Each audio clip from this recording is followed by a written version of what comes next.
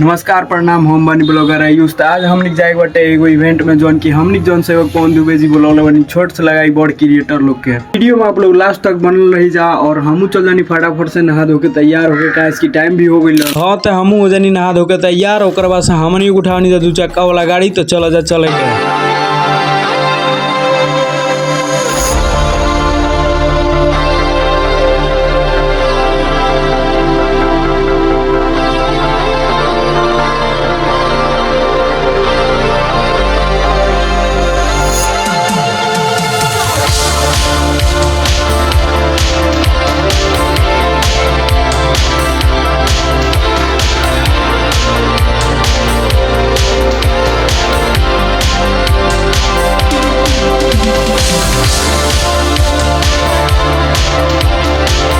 अपना जगह ही पहले के बाद से हमनी करेनी था सबसे पहले नाश्ता पानी।